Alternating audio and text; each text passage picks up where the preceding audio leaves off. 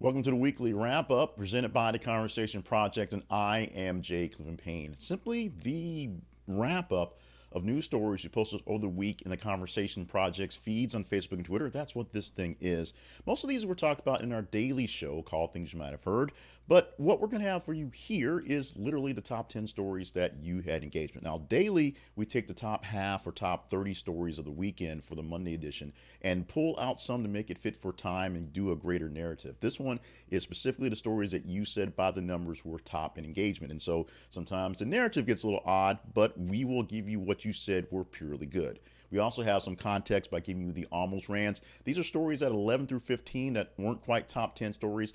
Many of these we actually talked about inside of the weekly day stuff because they're there to talk about. This week's been a little odd. A lot of stories we have here that are here are stories that were top stories that didn't seem quite as conversational, didn't seem quite as engaging, didn't seem quite as salacious, to be honest. And we stayed away from a lot of Taylor Swift, but we did get some in there because we're kind of tailored up at this point.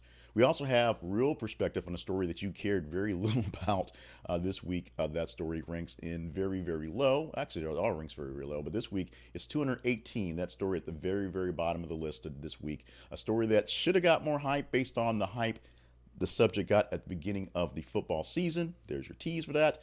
But did not get a lot of love in the real mix of things, probably because this one's not really done yet. We'll tell you about what that one is towards the end of this show. Now, you can go to our website, this is theconversationproject.com, and see what we do all day, every day, all week, every week, all day, all night. As we post news stories on these feeds we talk about, we'll explain those in a bit, how you get them in there, and how you get a chance to vote up stories for the weekday show and this one right here. We also have one more offering that comes out of this one called the Story of the Week. We'll take one story from the top 10 and expound on it. And sometimes I show that I really do know what I'm talking about.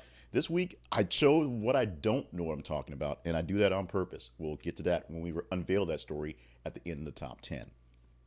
Email me at theconversationinbox@gmail.com for any comments, any queries you want to, and we'll get more details about how this thing works, more promotion of us in a bit. We've already spent way too much time in the intro, so let's get into the news stories. We come down from 10 to 1, just like Casey Kasem did back in the day, to give you the top 10 stories for this week, the week ending December 16th, 2023. At number 10, the in-season NBA Tournament Championship bracket set. Lakers will face Pacers for NBA Cup.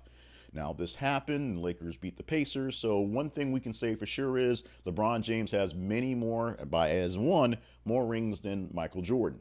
So there's that. But what does it really mean? I'm going to tell you honestly, I don't know.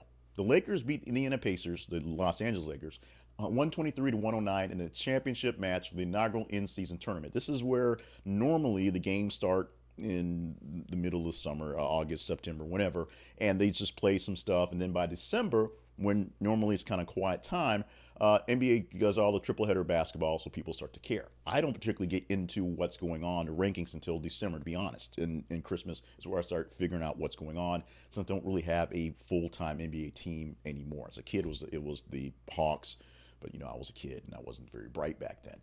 Nowadays, with this thing here to try to make things more jazzed up, they're trying to jazz up the NHL, jazz up the NBA, do some tweaks to Major League Baseball to keep up with the popularity of football, to be honest. And this is one way to do that. First in-season, beginning season tournament that maybe doesn't count. Who knows? We'll see how this thing plays out in the reception. Like I said, I still didn't pay much attention to what's going on, other than Draymond Green getting suspended for punching people all the time. That's the biggest thing I picked up on. Whether this thing is a pickup for casual fans or whether it's just something that's going to be anything, we shall see. We have a lot of basketball in this week, a lot of college basketball in this week. At number 9, Iowa's Caitlin Clark reaches 3,000 point careers for her career. She made a massive show against her rivals, Iowa State, the other day, and that's when she hit her 3,000 point and was able to kind of seize the moment of what's going on, especially in a moment where we'll talk about LSU and what's going on with her more or less rival, Angel Reese, over there. But this is a player who has earned every single right, every single point, every single accolade she has, and we're going to give her flowers on this one. Fairly soon to go out to whatever her next step is, WNBA or overseas, or maybe CEO of Kellogg. Who knows? We don't know, but we're really happy that she reached this goal, and she's been a phenomenal player. For those of you who keep up with the women's game, I keep up with that pretty staunchly because when I produced basketball for the radio, we did a lot of women's games, a lot of women's college games where I was at the station. So the women's game is a little bit different, but obviously not as much money as flashy as the men. But check it out. Those girls, they can hoop. Let's go to story number 8 for this week. And the headline reads, Israel has started flooding the Hamas tunnels networks with seawater. A new tactic the Israeli military is using to sort of literally flush out the Hamas members in the tunnels is pumping in seawater from the Mediterranean Sea into the tunnel network. This is something that's been done in the past. It was done in Egypt many years back to kind of flood some terrorists out of tunnels there. And this is something that seems like it's a good idea. The big issue is there are still hundreds of hostages being held. And no one particularly knows where they are, including members of Hamas apparently. So flooding the underground tunnels could mean literally flooding the caverns that may be holding hostages someplace. We don't know. So they're saying, that's the Israeli forces, that this is a test, see how well it'll work to kind of flush out certain people in certain places. They're not going to just, the goal to end Hamas is not going to drown them in their tunnels. Not exactly yet, at least. Let's move on to the story listed at number 7, the headline by your count. A headline reads, Prince Harry and Meghan Markle's Archewell Foundation sees $11 million drop in donations. Basically, last year, they received about $12 million or $13 million of donations, and this year they only got about $1.2 million of donations. So they lost about $11 million in donations from what they received previous year. What does that mean? That means the Archewell Foundation has $11 million less to work with. Does that mean that the Sussexes are skimming off the foundation to live off? Probably not. They're probably skimming off of other people and just mooching in general. That seems to be the case there. Not necessarily any issues with the foundation. And the foundation is not going anywhere anytime soon, apparently. The big issue is with all the things happening, and despite the fact that they've been pulling money in from Spotify for their personal stuff and all these things going on, and the scandalous, non-scandal stuff they've done, they've had less attention, and they've also not been a big prime suspect for people wanting to throw money at them. So despite the decrease in the money they received and the few employees they have, about 5 people actually working there, they're still doing what they can with what they have. So the foundation not going in place, just not doing very much, and literally can't do very much, being $11 million shy of what they had last year. Big news for the Jonathan Majors case, as we had a couple stories popping this week, when this one head and shoulders above the rest popping out for the engagement. Jonathan Majors surveillance video shows fight with girlfriend, she chases him. Video came out from TMZ as they pulled security camera coverage from around the area, around the car, that when they had the fight, or right before the incident. Essentially, it starts off with Jonathan Majors and his girlfriend getting out of the car, his girlfriend smacking him upside the head a few times, and Majors just running, and her chasing him. And a cue to another camera, and Majors running, and her chasing him. And a cue to another camera with Majors running, and her chasing him. It's literally a Tom and Jerry video with Jonathan Majors running around being chased by his girlfriend. It's just that surreal. This is another piece of evidence that's being tossed out to show that maybe some of the actual allegations being addressed by Grace Jabari are a bit overblown and maybe wrong. A couple of things that may be considered stunts by Majors, walking with the Bible, having Megan Good, his new girlfriend, coming with him, things like that, to kind of show a new bit of character that may or may not be there before, versus Jabari, who is essentially has to face the fact that she's having every single blemish against her life brought up against her. That's what you do in court. But this piece of evidence is pretty damaging when you're saying that she was beaten up by Jonathan Majors to a point that it was, blacked out, passing out, when it looks a lot like she instigated something. Does not relegate this to be a causation for it, does not give her the right to, or give him the right to do anything, but it seems like it's a bit more complicated than it really was. At number 5, BTS members RM and V start compulsory military service in South Korea. Band seeks to reunite in 2025. Now, I can't tell you how many members there are. Apparently, there's at least 7, maybe 12, possibly 100 members that kind of come in and out. But RM and V, who is what you call them from K-pop band BTS, probably the largest K-pop band, at least in the current era right now. They all must do their compulsory South Korean duties to be in the military for a couple of years. And they're going to report right now. 3 other members actually reported earlier in the week. These 2 reported down. There's other folks who basically finished up already. Jin, J-Hope, and Suga already been there for months so far. So what we're going to see is in about 5 years, about 2 years, I'd say, when they've all done their service, they will come back after 18 months of their service and come back and be BTS, a real BTS army, because they've all actually served in the army. I'm not sure how many other fans now much older are going to follow. Probably many of them. I'm not sure how many younger fans are going to pull up. You know, they'll have the Backstreet Boy effect where people now sort of get the gist of the nostalgia, but there's a whole lot of ladies in their 40s and early 50s who are out there screaming for a little black Backstreet Boy action, because that's who they were cheering for literally 30 years ago.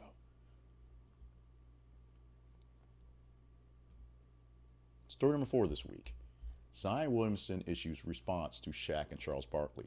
What is he responding to? He's responding to the fact that they say he's fat. Zion Williamson, star player for the New Orleans Pelicans, won a top draft pick for way back when, who is underachieving, mostly because of issues with weight, issues with health, issues with things like that. Shaq, Charles Barkley are saying he needs to work on his health, work on his weight, and focus on basketball. Here is the response that he gave to those words specifically, and more or less to anyone who's saying this. If it comes from a great place and a place where they just want to see me do better, thank you. But if it comes from anywhere else, everyone entitled to their opinion, and he said that everyone entitled to their own opinion, can't control that. That's how it goes. I'm not sure if that was a tweet or if that was actual word said. It's said, but it's a quote from Zion Williamson. He's got some health concerns, and he's definitely dealing with weight stuff, and he got really raked over the coals as the Pelicans lost to the Lakers in the in-season tournament. We talked about that a few stories back. But the big deal is the fact that this young man should be doing better for the league, better for his team, and should be a face, but is basically being overblown because he's not performing well, although he's sticking around long enough and making big enough money to be in conversations, but not very high in them. We will see what happens going forward for Zion Williamson. At number 3, Tony Romo accidentally calls Taylor Swift Travis Kelce's wife. And we didn't think we were going to get away with not a Taylor Swift story this week, and we didn't. It's not, Taylor Swift wins a bunch of money, Taylor Swift makes a bunch of money, Taylor Swift is better than all of us. It's Tony Romo said something kind of dumb, and then we joke about that. So the Kansas City Chiefs played against the Buffalo Bills last weekend. It was pretty much a dull game. So the subplot, which of course is Taylor Swift hanging out in the press box, became a thing. And Tony Romo, one of the analysts for this TV, kind of got distracted and described Taylor Swift as Travis Kelce's wife, not girlfriend, not fling, not friend, but wife. In the back and forth, Jim Nantz in the booth joked that Tony Romo may know something the rest of us don't. Remember Romo, when he started doing his broadcasting in football, he would basically call plays and then kind of call like, they'll probably do this next. And they did that a lot because he didn't know how to back himself up. But the joke is not really a joke. The joke is he really knows nothing. He just kind of slipped up in whatever, shipping him a little too fast. Remember, Travis Kelce and Taylor Swift just having fun, and Travis Kelce, doing what he can to spend time with his girl Taylor. Taylor just wants to watch some football with her man and just get to know the sport and the folks. That's all that's going on. That's all that's going on. No marriages yet, no heartbroken yet, but plenty of songs we know to come. The number 2 story this week. Going back to LSU, not so much in the rivalry with Iowa, but this is more of what's going on in the background. The headline for this one is not about Angel Reese per se, but Katria Poole, who's no longer with the basketball team for the women at LSU. And this is coming straight from the coach, Kim Mulkey, what's happening. Undisclosed reasons, but essentially the whole dealing with locker room issues is still up. Locker room issues and parent sniping issues was sort of around the story with Angel Reese specifically, as she missed her 4 games from just, she called it a mental health timeout, and of course her coach just said yes, go for that. We'll see what happens when things really matter come tournament time, because that's what people are looking for, and what Angel Reese and what also actually what Pools actually Katrina Pools actually next steps will be. I mean, she was a serious part, a very integral key part to the team at this season, at this moment. But what's going to happen to them going forward? Like we say, many people don't follow the women's game as closely as the men and follow the women in their careers. This is one, I think, because of the drama that happened last year, that drug into the drama that happened this year, will bring more people's eyes to women's basketball for a few seasons, at least. Now, we're going to take a quick pause to give you some promotion, some hype, if you will, for the number one story of this week. The number one story this week has an engagement rate of 14.79%. So 50% of all the stories that we posted this week, all 218 posts, 15% of them were touched, essentially, on the story. This is one that picked the big ones up. It also was a top Twitter story for the week. Top Facebook story for the week, by the way, was a story on Jonathan Majors running away from his girlfriend while chasing him in the in the car chase, all that stuff. This story is more engaging than the last story from Iowa's Caitlin Clark. I'm sorry, for Katrina Poole from LSU. More engaging for that story by 20%. So it jumped that much more to get to that one. And by the bottom of the barrel this week, 218, it is more engaging by 898,99900, 898,900%. We'll get to that story and tell you why that one may have been so low, but that's how more engaging it is from the bottom today. At the top this week, all hail the king of news stories, if you will. All hail the soon king of basketball, maybe. USC's Bronny James comes off bench in debut. Pretty good game coming off. Hit his transition three-pointer. I got a couple free throws in. Did a little heel there. Did a steal. Had a block. He did what he could do in a little bit of time for USC. The freshman guard, Bronny James, got a chance to finally play after his long delay due to him falling ill, that's the best way to put it, during a practice over the summer, finding out he had a collegiate congenital heart defect, an issue with his heart that was never diagnosed. He should be fine to play as long as he's taken care of, and they basically waited a long time to see him do his debut. Dad was on the sideline by his side, doing what he can to cheer on his son, waiting for him to get his game in, and he got in there going forward. He's been off the court officially since July 24th. Some practice, some workouts here, but not exactly in team play until he got a chance to play last week. We will see how he plays out this season, whether it makes a difference, whether USC, who are sort of not so much a lock, but essentially a favorite to make it high and serve the tournament for the men this year, how well they'll do, and whether Bronny's going to take this 1 year, play 2 years, and go through it, and whether LeBron can hold on a couple more years and they can, move to Portland and take over basketball there or something. We'll see. We're not sure where LeBron James will be. We're not sure where Bronny will go, but we'll see how this thing plays out and whether Bronny is as good as advertised and as good or maybe better than LeBron. We will see that play out fairly soon. We have the Story of the Week podcast, which we told you is about one of the top 10 stories and going deeper into that. This week's Story of the Week, we're going to focus on the story that was at number 8 this week, and it is Israel has started flooding Hamas tunnel network with seawater. Now, I did spend 5 years in the Air Force, but in that time, I basically bought computer systems and honestly slept through a lot of negotiations because it was literally just talking about man hours and contract numbers. It wasn't very exciting. However, I do have enough, as being a human being, and it just by watching politics and watching things for all my life, and being sort of a military historian slightly, in an amateur way, of understanding how conflicts sort of work in a lay sense. That's basically where we're going from this. We're seeing the transition of the war, whatever you want to call it, with Hamas and Israel, and the conflict, whatever you want to call it, is specifically in Gaza, and the political actions, which is what you have to call it, in the region as well. This is a big ball of crazy that could blow up in our faces, and this one action, while seeming like a very, very, medieval style action that should be effective, has many other consequences that ripple around the world, pun intended. We're going to talk about this actual action, how it may help or hurt the Israelis in their actual pursuit to rid the world of Hamas. Very tall task.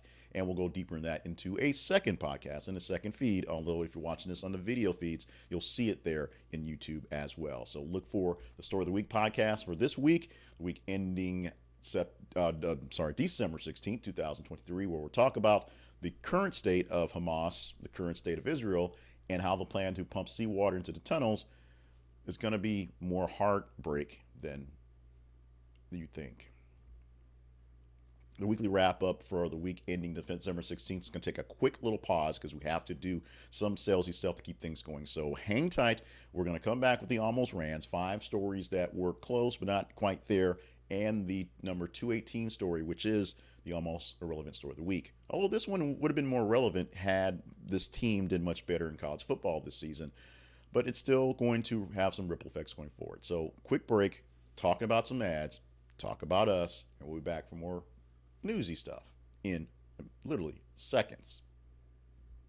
But first, let's talk about newsy stuff, and let's talk about ads at the same time, because if you want to get the ad-free version of Ground News, you should do that. It is a great way for you to get into the news and get into the news of different perspectives, because if you're listening to or watching this thing here, you're probably a person who's not really dialed into one particular venue of news. Now, we say at the opening of our daily show, we are your go-to supplemental source because we pull from various different sources, some right, some left, some liberal, some conservative, some flat out crazy sometimes, and give you a big mix of news from everywhere to see. So we are an aggregator of news and present them to you in these headline type of things.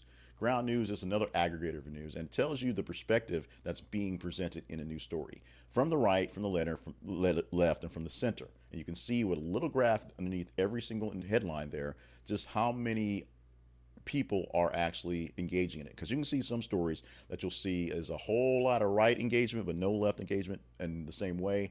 In most cases, there is a big chunk of in the center, more or less conservative, as in not crazy, versus super duper red and super duper blue left and right type things. Ground News is a great way to see what news coverage is getting covered, how it's getting covered, and who is covering it. And you can get this ad-free by subscribing to the set. And you can also help us, because we use it as well, and help us by using our link so that we get a small commission for you grabbing onto Ground News. While they are wrapping up for the year, you can get it for less than $10 a year. Check it out right now. This is theconversationproject.com/ground news. This is theconversationproject.com/ground news. This is one of the greater aggregators on the internet apps out there. Some of the other ones that have been out there going strong for a bit are faltering for various reasons. Smart News, I guess, would have been my favorite version, but it's actually having some issues in the business side going forward, and some of the things they're pulling down in its stuff getting a little weirder. That's why we got a lot of whiskey riff sort of things popping up there. But Ground News is going straight to the sources for the news that people really care about, and you can see how they care about it right now. Check it out at theconversationproject.com/ground news. If you use our link to sign up for Ground News, as we said, it's affiliate link. We get a small commission. We thank you for that help. We also thank you for the help that you offer us by visiting the Conversation Project and being a part of the family. Our home online is theconversationproject.com. We have links to the feeds, Facebook and Twitter, facebook.com/thisistheconversationproject and twitter.com/th_conversation, or x.com, formerly known as Twitter, whatever.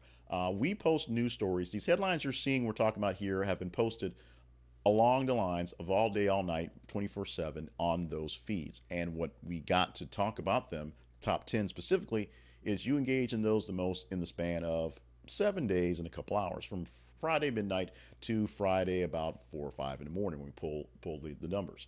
That was the top engaged stories for the week, and that's how we got them. We do this daily, where we pull them for the day. For the daily show, we call Things You Might Have Heard. We use this to pull out our story of the week. We use this to kind of pick which stories we want to talk about in our videos and TikTok and what's going on, and in other things we want to do in 2024. Now, to do more things in 2024, the big ask is to join up and partner up with us.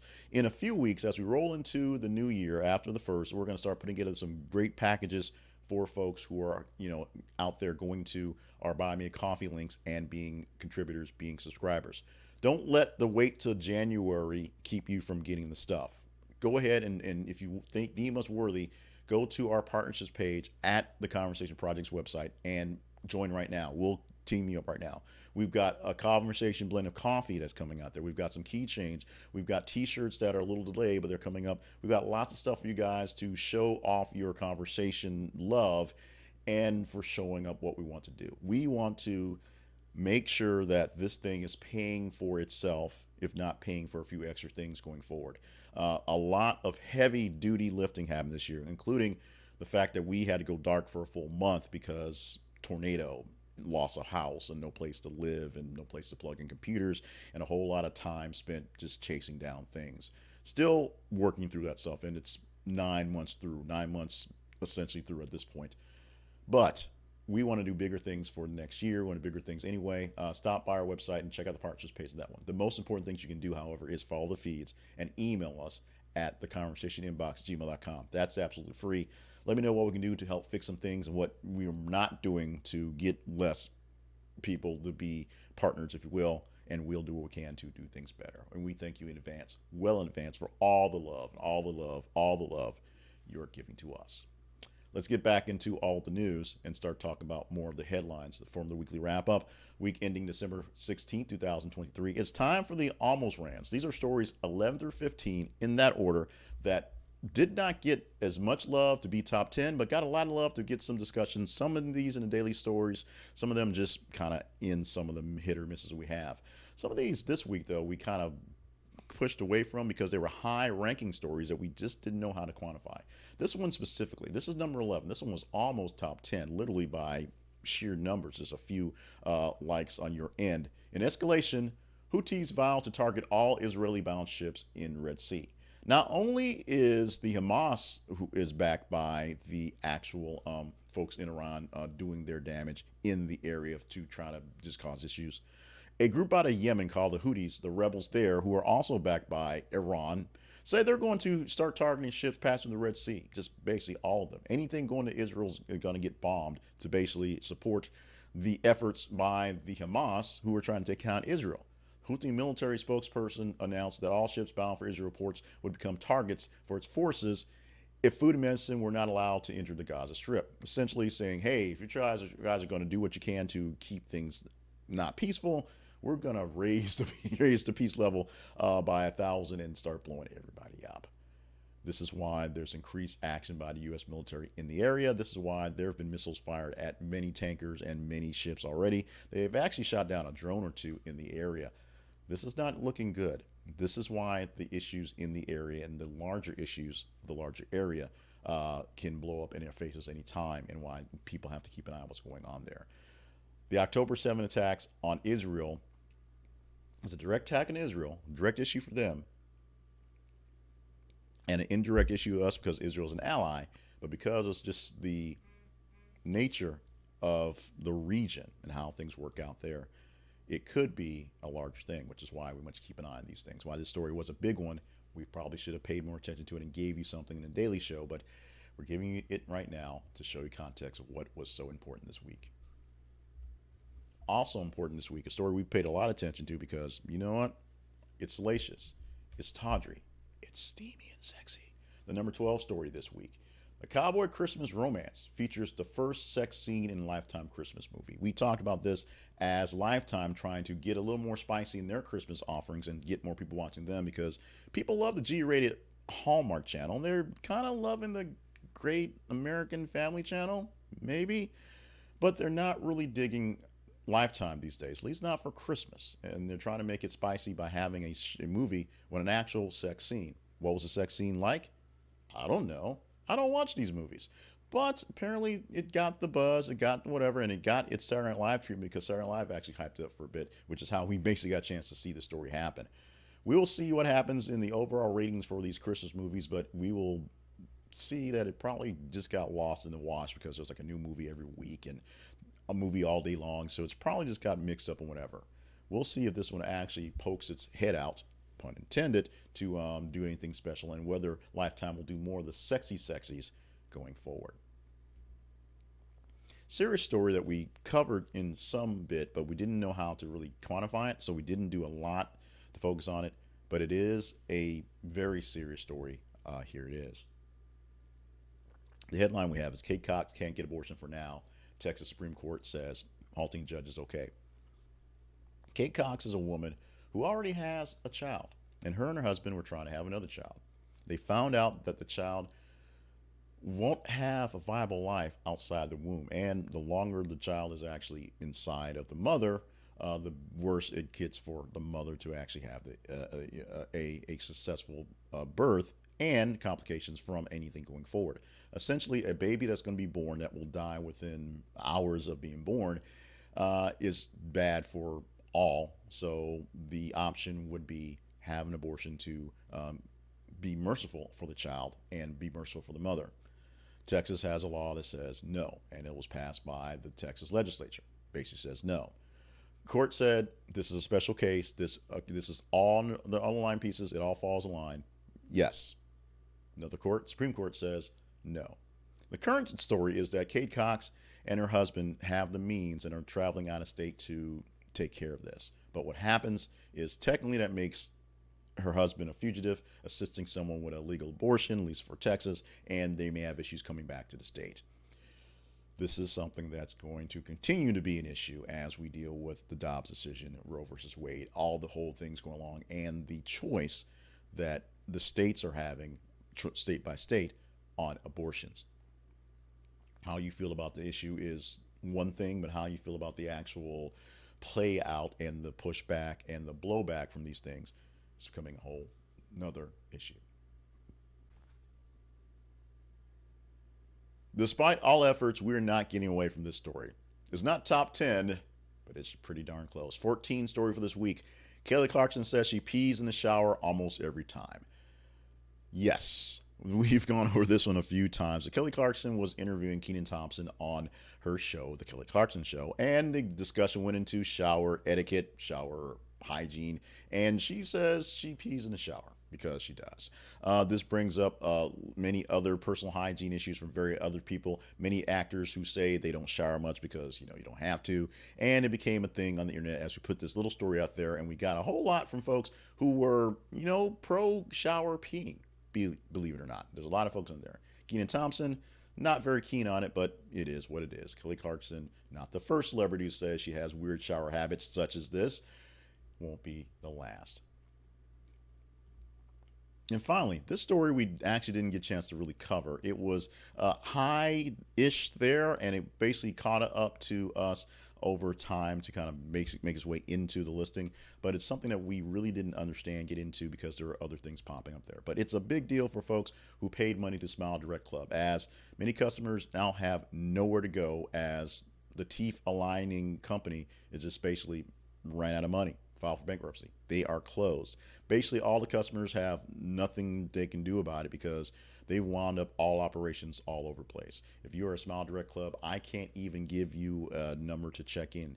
This is a story that I actually got attention from my family. My niece sent me a text on this, me and my wife, because my daughter, she has Invisalign aligners, because we would go to a dentist for that, and my niece had Invisaligns herself. She had Invisaligns herself, and she just saw that and was hoping that we weren't stuck with something like this. My daughter, she begged and pleaded not have to get real braces, and we were going with that.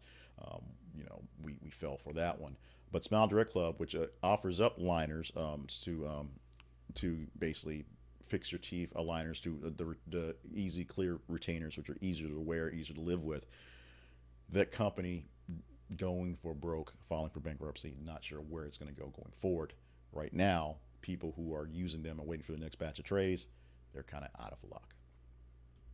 One more time to remind you that the Conversation Project lives at this is theconversationproject.com, and you can email us anytime you feel like it at theconversationinbox@gmail.com. The feeds, the most important part of the Conversation Project, are on Facebook and Twitter, formerly known as X, but I still have Twitter on my slide. Facebook.com/This is a Conversation Project, and Twitter.com/th_conversation. Check us out every day, all night, every 50 minutes. You should be finding a news story posting there for you to engage in. As you check your stories, your feeds for your own family and friends and your own engagement, see what we have going on, engage in those stories, tell us what stories to talk about every single day here for the Conversation Project. And now, the story we told you was 890 almost 891% less engaging than the number one story this week, which is, of course, Bronny James getting on the court. It is sports related, it's college football related, and this is a guy we talked a lot about at the beginning of the football season, and as things didn't work out, not so much. This headline at 2:18, Deion Sanders breaks the internet with his retirement announcement involving Colorado. Let's put a little bit of perspective into this one. Deion Sanders left Jackson State last season to go to Colorado. It was a big deal because he spent 2 years with the SWAC school and turned it into a powerhouse in that conference, and actually more or less a powerhouse in the state of all things. The honest thing that Jackson State was pulling big time recruits. So he went to Colorado, and people were mad, but people were like, yo, get that bag. And then, of course, Colorado University became, Black America's team for all of 3 weeks as they were doing amazing things, and then they stopped doing amazing things. The big news is they won one more game than they did last season, which is an improvement. They brought national attention and brought lots of money early into both the coffers of betting people, because people were betting on Colorado, and people wearing Colorado gear. That's all great. Rumors had it that Deion Sanders was having a chat with Jerry Jones a few weeks back, and so maybe, just maybe, Deion was thinking about going home, one of his homes, to Dallas to hang out with Jerry and do some coaching there. Maybe head coach. Deion could probably do that. What Deion Sanders said in his retirement announcement, which wasn't a retirement announcement, it was basically he doesn't need the money. He needs, a little bit of exposure, but he needs a place to be. And as far as he's concerned, Colorado's a nice place to be. So he's going to be in Colorado for a long time and will probably end up retiring from Colorado because he's going to be there for a while. The really good news about this is people aren't really blasting him for Colorado, coming out hot and then cooling off quite a bit towards the end. But the big news is that they're giving him another. Well, they're giving him all the time he wants to. But after last season, we're going to see how things pull together and see what they do as a more down-to-earth team. At the beginning of this season, they were thinking, Colorado thinks they're going to run for the National Championship. That's basically what people were calling for. And like I said, Black America's team was in the middle of Colorado. Who knew? But we will see how this thing plays out in season 2 and seasons 3, 4, 5, whatever, or whether he gets the bug to bounce out around again and do the Bobby Petrino thing. Yes, he's been in the news lately, and so we'll see what happens with him. But we'll see how Deion plays things out because he did bring in more wins than last season, which is a plus, and brought more money and attention to Colorado, selling out the stadium for the first time in many years and having people care about the Buffaloes for a while. It will essentially. With that, we will what we will to try to get ourselves out of this at the moment. This has been the weekly wrap up for the week ending December 16, 2023. My name is Jay Cleveland Payne, and I bring you things, great tidings, good cheer for the seasons, and just news stories all day long in the feeds. As we say, follow us in the feed so you can tell us what to talk about and be engaging. Look for the story of the week. We'll talk about flooding the tunnels of Hamas and what that really means for the actual war effort and the efforts along the lines of the larger scale of things. We'll throw in some Ukraine in there as well because that matters in this thing as well. And make sure you're stopping by every single day, every single weekday morning at least, for the live feed at 5:50 a.m. Central Time. When we kick off, we do the live recording of things you might have heard, or follow it in afterwards. Watch the video replay, listen to the audio via your podcast, or just hit the links. We have a newsletter that gets posted about 6:20 every single morning. That's just the links into your email news box. Follow us on our feeds. Check out our website. If you deem us worthy, think about being one of our partners. And make sure you're staying limber, staying hydrated, stay on task. We are 9 days till Christmas, and we're into the final stretches as we record this thing here, and we are getting into the new year and great things coming. If you want to join up with us, go ahead and join up with us now. We will catch you up on all the great fun stuff we want to get to you, t-shirts and mugs and all that stuff we're thinking of. But we want to see you to help us out. We have big things planned for next year, and we're going to outdo the big things we had this year planned that, when a tornado hits your house and you almost die a couple times, it does put a damper on your side hustle internet news gig. And it did. We thank everyone for being with us this year. Next week, we're going to give this a promo next week and move along. Next week, we're going to take off Christmas week. We'll actually do something for New Year's, but we're going to take off Christmas week and do a best of the year with 12 stories per month for the yearly wrap up.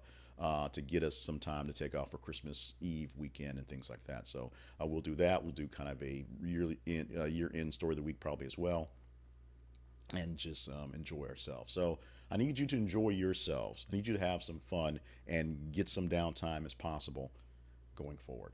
With that, we are definitely bidding you further ado. Stop by Monday morning for the next edition of Things You Might Have Heard. Stop by next week and listen to the 12 months of great news stories from last week, and find out in 2 weeks as we roll into the new year, what's going to be the top stories for the week happening then. We'll see you live-ish in 2 weeks.